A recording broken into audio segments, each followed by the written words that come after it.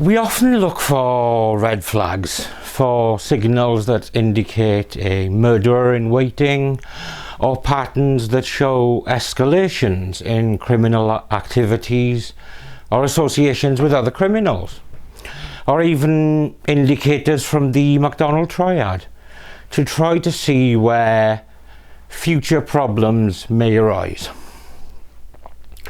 But what happens when a man with no known health issues, mental or physical, no criminal record, and considered of sound and sensible enough manner to legally hold several firearms, just snaps and turns a tranquil town into a hunting ground?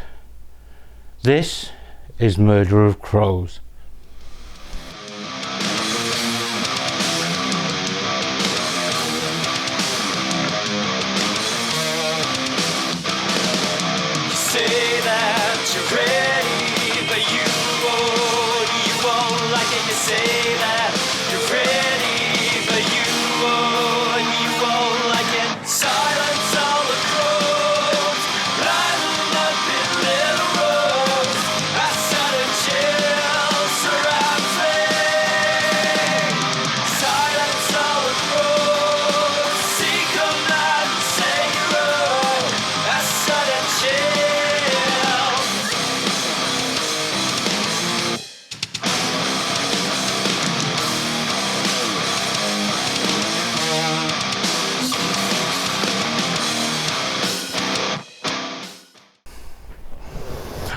How can one foresee the unforeseeable?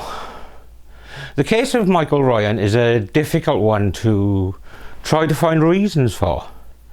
Were there warning signs? Perhaps, and we will look at these things and look at, things that with hindsight could have been done differently before the events of 19th of August 1987. But there was very little that could realistically have been done to put safeguards in place ahead of time. It appears to be a case of a man of previous good conduct having gone through the appropriate checks and processes to hold firearms, just seeming to snap. We will look at all the background as we normally do, but there seems little rhyme nor reason to the events that happened on that fateful day. We're going back in time for this one, back when I looked not like this, but like this. And I have to admit that I'm something that I'm not especially proud of. But remember, I looked like this, so how can you be angry at such a delightful little cherub? My admission revolves around this photo. Released at the time of the killings in and around Hungerford. As a wee boy, my first thoughts were of lookalikes. And these were followed, I'm ashamed to say, by my 12-year-old brain making the judgment that he looked a couple of suckling pigs short of a banquet, should we say? Anyhow, Michael Robert Ryan was an only child. There was relatively little noted regarding his early life, but he was academically poor and left school at 16 with few qualifications, and he seemed to go on to a life of menial jobs as a handyman, gardener, punctuated with periods of unemployment. His father died of cancer in 1984 at the age of 78. And Ryan still lived with his 63-year-old mother at 4 South View, Hungerford. His mother spoiled him, bought him a new car every 2 years. Ryan was known to be particularly interested in firearms, but seemed to do so responsibly, with all the safeguards associated with responsible gun ownership. By early 1987, he had owned or still possessed 7 firearms, but through legal processes and certification, he was legally allowed to own 8, 3 shotguns and 5 other firearms. He was known to be a member of gun and shooting clubs. One thing that did seem strange about him was the fabricated stories he used to tell.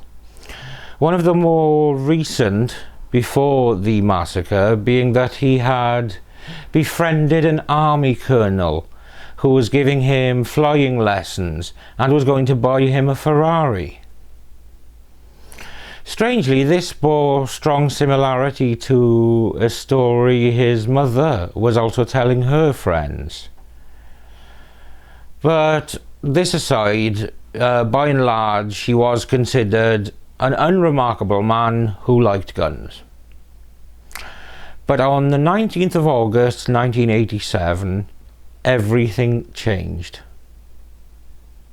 The day's events started at Massacre Forest at around 12:30 p.m. It was here at this time that Ryan approached a 33-year-old woman called Susan Godfrey, who was having a picnic with her 2 young children. He approached with a gun and marched her about 75 yards away from the children to a ground sheet he had already laid out. He then shot her 13 times in the back with a Beretta handgun. Speculation after the fact suggested that Ryan had intended to rape the woman and shot her as she attempted to run away.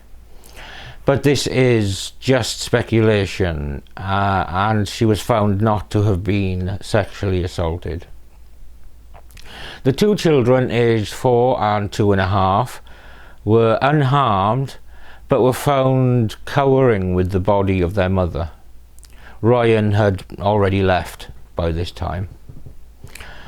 Ryan drove his silver Vauxhall Astra from Massacre Forest along the A6 towards Hungerford, but stopped at the Golden Arrow petrol station at about 12:35 p.m, about 3 miles from the town. Here he filled a petrol can before, as you do, discharging an M1 carbine rifle towards the cashier, who was saved only by the reinforced glass between her and Ryan. After she ducked under the counter, Ryan still made to fire at her from point-blank distance, but in frustration he eventually gave up and drove off towards Hungerford.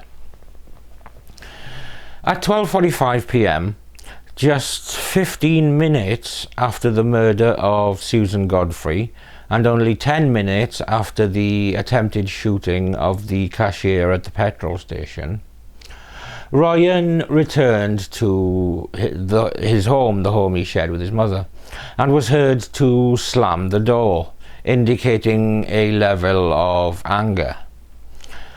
We have to take note of incidental events to try and analyse and estimate his mindset, since these events, although only a suggestion of mood, are all we have to try to make sense of things after the fact.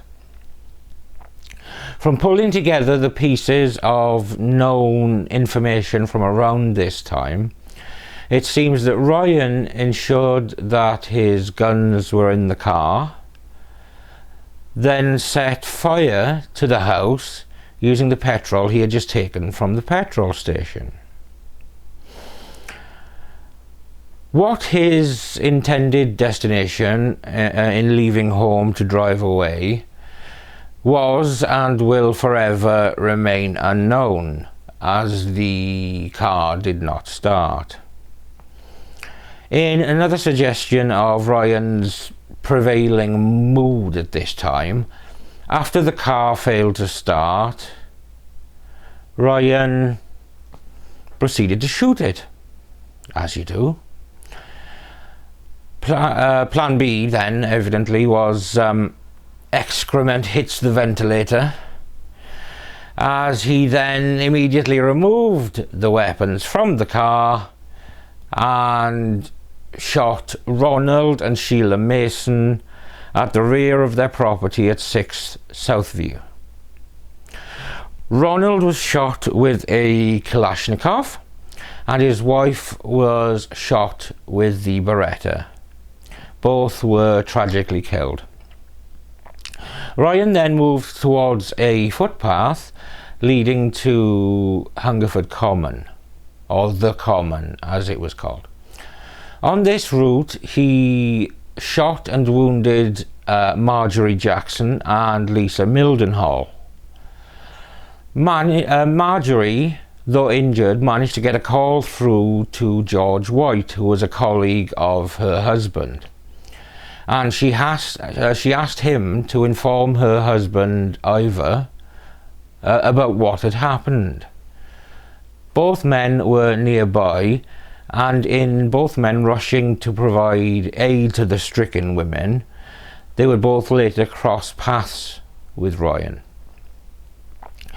But coming back to where the two ladies had just been injured, at this point people were starting to shout warnings and trying to raise the alarm. But as Ryan continued along the footpath towards the Common, he shot and killed Kenneth Clements with the Kalashnikov. Clements was with his family, but only he was shot. Ryan turned back towards Southview at this point, where a police officer had just arrived in his car. Ryan shot PC Roger Brereton before he could even leave his car. He was shot with the Beretta, then the Kalashnikov, and died on the spot. Ryan then shot at another car arriving onto Southview, which led to the serious injury of Linda Chapman and her daughter Alison. But with incredible presence of mind, Linda was able to manoeuvre the car away from Southview and to relative safety. Ryan continues along Southview, where he shoots at 84-year-old Abdur Khan, who is in his back garden at 24 Fairview Road. Khan is killed instantly. Ryan then shoots at and injures Alan Lapetit, who was walking along Fairview Road. At this point, an ambulance arrives on Fairview Road and reverses onto Southview. Ryan shoots at the ambulance, injuring Hazel Hazlitt, but the ambulance is able to drive away. Now, as I mentioned earlier, George White and Ivor Jackson were already en route to the injured women who had managed to get a message across. But as White's Toyota pulled into Southview, he was shot and killed by Ryan, who also shot and injured Ivor Jackson. The Toyota then careered into PC Brereton's police car, and Jackson feigned being dead in order to avoid being shot again.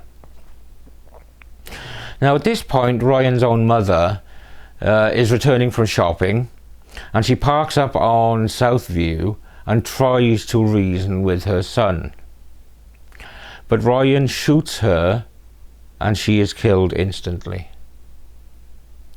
At this point, Ryan returns to the footpath from Southview, having barely left his own street. He has already killed 7 people and injured 7 more.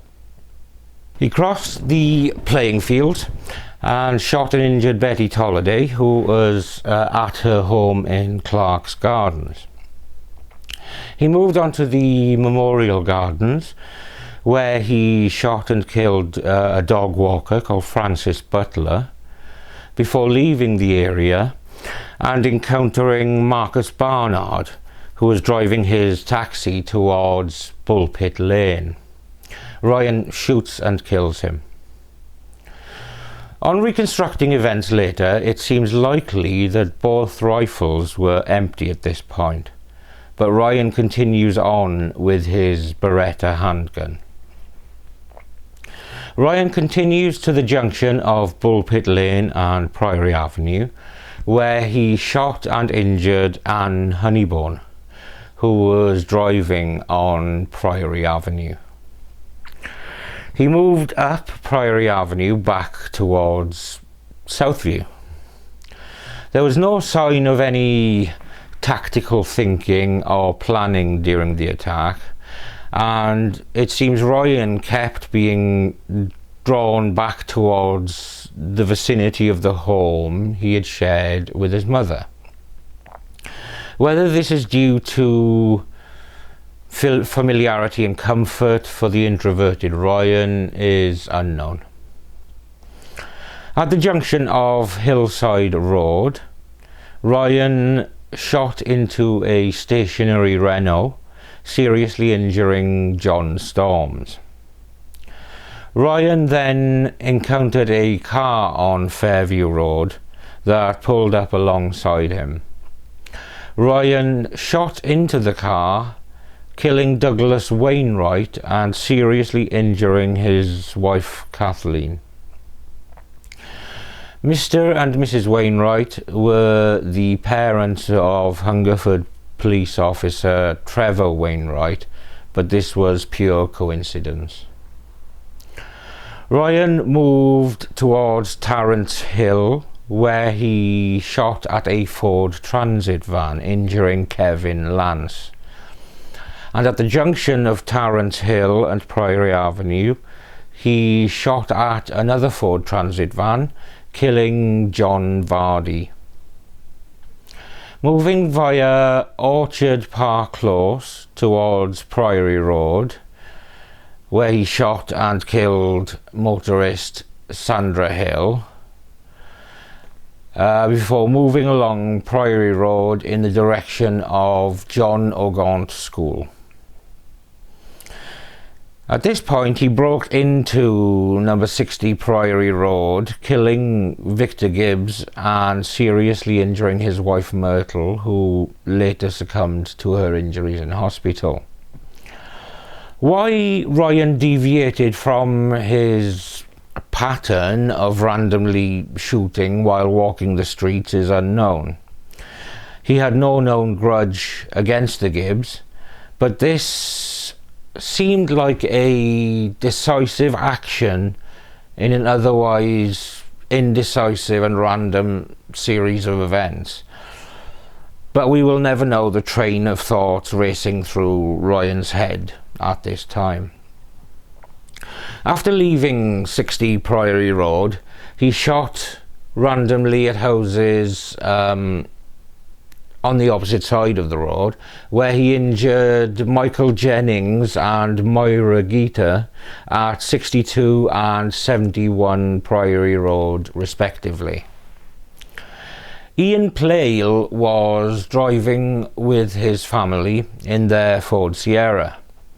They'd been stopped from entering Hungerford at the Common, so had taken a more circuitous route, and upon taking a sharp turn on Priory Road, he was shot and seriously injured by Ryan. He died later in hospital, and was the last person to be killed in the timeline of the tragedy. Whether this can be considered an error by police for not being more clear with instructions to leave the area, or just a case of Playle saying, "I'm sure it'll be fine," which of those two is open to debate and conjecture. I will look briefly at the difficulties encountered in the police response to the gunman shortly. Now, continuing on Priory Road, Ryan shot and injured John Noon, who was on his back porch at 109 Priory Road. He was the final person shot by Ryan, except for, spoiler alert, Ryan himself.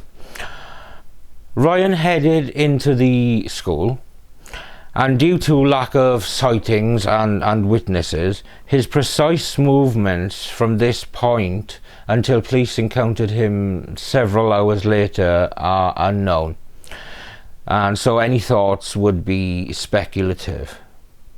But what we do know is that he stayed at the school for the remainder of the incident. And what followed was a siege at the school, with police amassing numbers and attempts being made to negotiate with Ryan. Ryan was said to be rational at this point and expressed regret at the deaths of his mother and his dog. He gave no reasons for his actions, though claims that if PC Brereton had not shown up, none of this would have happened. This may be Ryan trying to justify to himself what had happened, since he had already killed 3 people at this point.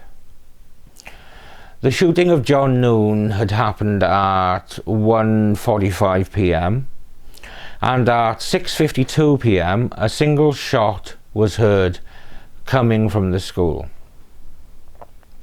It was thought that Ryan had shot himself at this point, but due to concerns around booby traps or an ambush, the police took time to plan an insurgence using armoured Land Rovers. And through this operation, police finally entered through a window at 8:10 p.m, where Ryan was found slumped by a window. Still cautious, they moved his body from a distance to avoid any booby traps, grenades, etc. But Ryan's body just slumped down further. He had shot himself in the head with his Beretta. In all, Ryan had used 3 guns and fired at least 119 shots, only one of which was from the carbine, with 84 coming from the Kalashnikov and 34 from the Beretta. Including Ryan, 17 people had been killed, with the massacre occurring over 75 minutes, except for Ryan's suicide, which happened just over 5 hours after the final shooting incident in the town. 75 minutes, which changed a town and many of its residents forever. The aspect most critically analysed in the aftermath of the tragedy was the police response. Were there mistakes made? Probably, but everything needs to be analysed in context. This was a small town with a proportionally small police presence that was ill-equipped to deal with an event of this magnitude. Plus, this was the UK in the 1980s. Gun crime was considered an American issue, since guns especially in public hands, were extremely rare. Gun ownership was, and indeed still is, strictly controlled in the UK, and Ryan went through all the necessary steps and processes to legally own the guns he had. No system is flawless, and any system that can put lethal weapons into public hands is open to failing with fatal consequences. Many Americans will talk of the right to bear arms and refer back to the US Constitution, which, to my mind, is like the Bible in being a moral code that is of its time in the context of society as it existed and operated at the time that it was written. Documents that apply best practice to a structure of law, behaviour and coexistence that should, in theory, be fluid and move with the times, but documents that are considered sacrosanct and so continue to be followed rigidly despite being outdated and in some cases downright nonsensical for modern societal norms. But these are the systems in which we live, and all too often things slip through the cracks. But when these things are lethal weapons, we have to live with the consequences. So we have a small police force that was clearly out of its depth and needed help from out of the area, which immediately starts adding delays purely from the commuting forces coming to the area. The 999 emergency system was similarly small and was inundated with calls on the day of the massacre, so much so that it was unable to cope. A system that was used to 300,000 emergency calls a day was suddenly dealing with nearly 1 million on the day of the event in Hungerford. To my mind, this was an urban crime in a rural setting. I could spend another hour at least analysing all aspects of the police response, but it can best be summarised by saying that the police did their best with the resources they had and could pull in as quickly as possible. But there is one particular aspect to the tragedy that I have seen little mention of in the years that followed, and it strikes me as something of a bitter pill.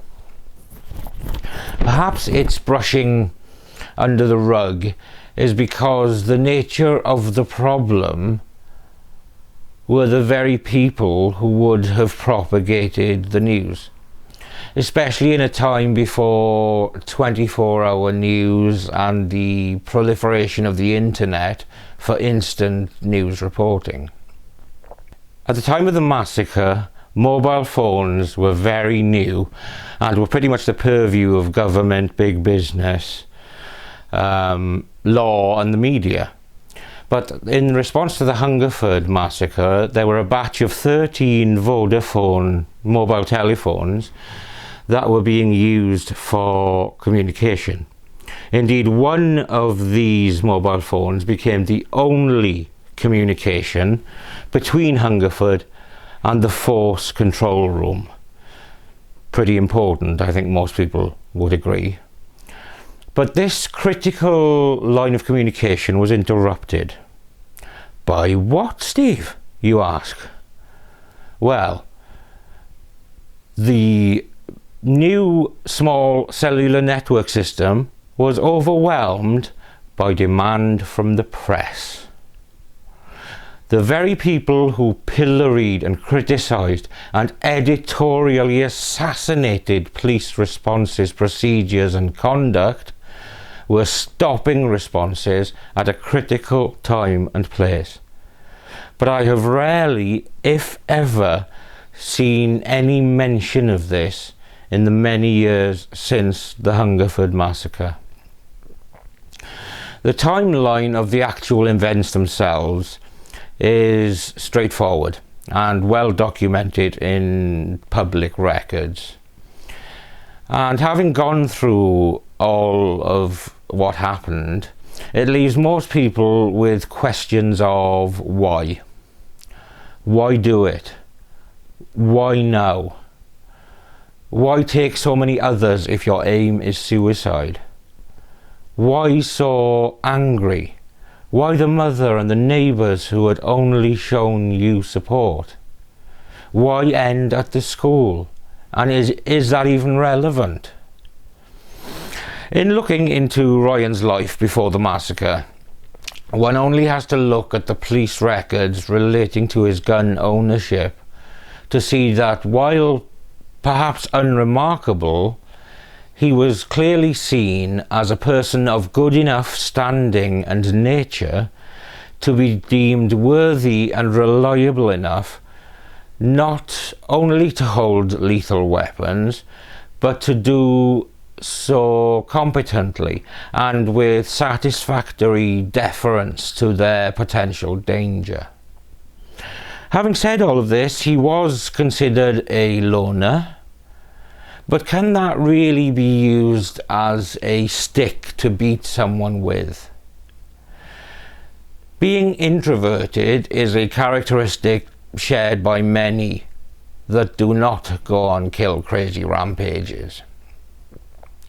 He lost his father, and while grief comes in many forms, there was nothing to suggest that this was really a trigger, since it had happened 2 years earlier.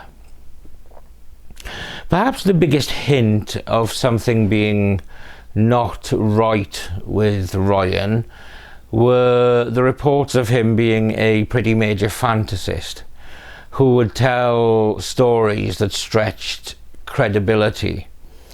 And it is hard to look back and decide if he was trying to impress other people, whether he actually believed the fabrications, or further, if his life was actually devolving into an internal fantasy life that only he was participating in, like his own version of the Matrix.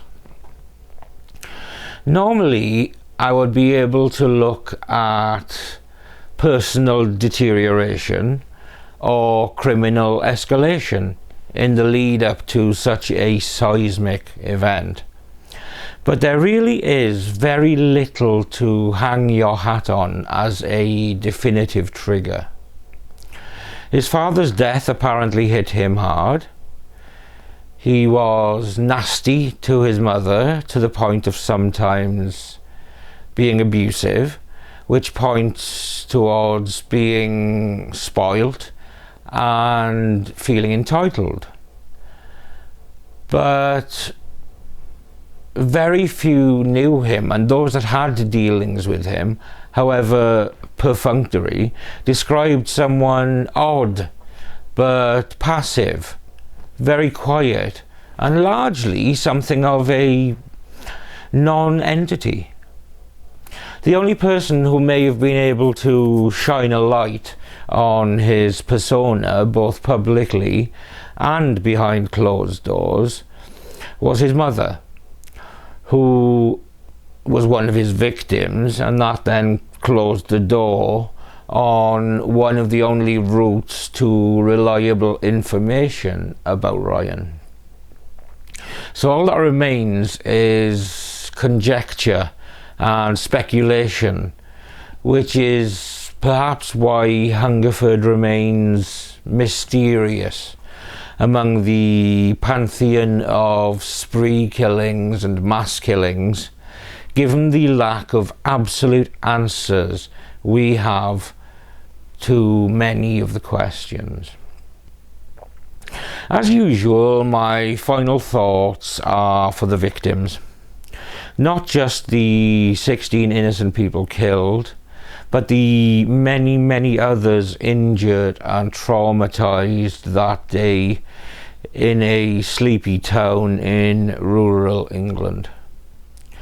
It was a horrific tragedy, and one that had a lasting effect on 12-year-old Steve, growing up in a largely peaceful time. Sometimes shit happens, and it can't be foreseen. But for those caught in the crosshairs, it's life-changing. And this video is dedicated to those whose lives were tragically ended or forever changed. Thanks for watching Murder of Crows. I'm Steve, and I'll see you when I see you.